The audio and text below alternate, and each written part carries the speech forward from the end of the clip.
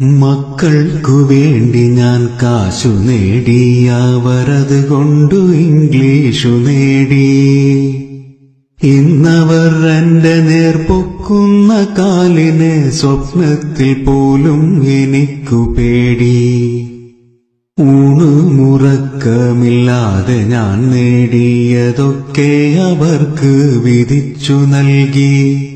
മക്കൾക്ക് ഞാൻ ഭാരമാവാതിരിക്കുവാൻ വീടൊന്നു മാത്രം ഞാൻ ബാക്കിയാക്കി.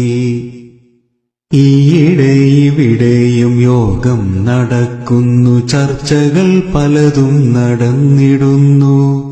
ചർച്ചയിൽ നല്ല പരസ്യം പറയുന്നു മക്കൾ മരുമക്കൾ വാശിയോടെ. കൊച്ചിയിലുണ്ട് വൃദ്ധസദനം, ഇപ്പോ കോഴിക്കോടുണ്ട് സേവാസദനം.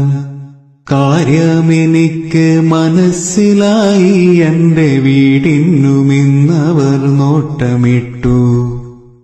ജീവന്റെ ജീവനാം എന്റെ മക്കൾ, എന്നെ എങ്ങോ കളയാൻ വെമ്പുന്ന മക്കൾ. തളർച്ചയോടൊന്നു ഞാൻ ചാരിക്കിടക്കവേ ചാരുകസേരയ്ക്കും മുറുമുറുപ്പ്. അറിയാതെ ഓർത്തു ഞാൻ പുറകിൽ ഉപേക്ഷിച്ച യൗവന ജീവിത കാലത്തെയും. അവളൊത്തു കഴിയേണ്ട യൗവന ജീവിതം മരുഭൂമിയിൽ ഞാനും നഷ്ടമാക്കി.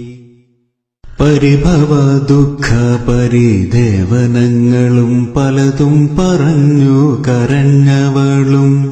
ഇതൊക്കെയും നമ്മുടെ മക്കൾക്കു വേണ്ടിയാണ്, ആശ്വസിപ്പിച്ചു പറഞ്ഞു ഞാനും.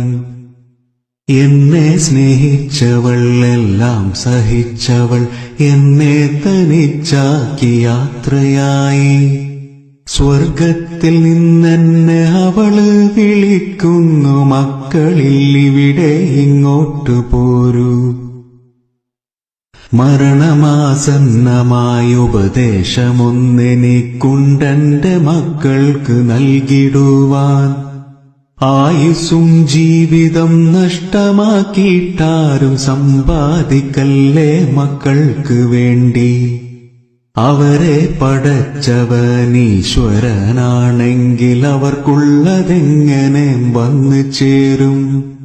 മക്കളെ നോക്കേണ്ടെന്നർത്ഥമില്ല, അതിനായി കളയേണ്ട ജീവിതം എന്ന് സാരം.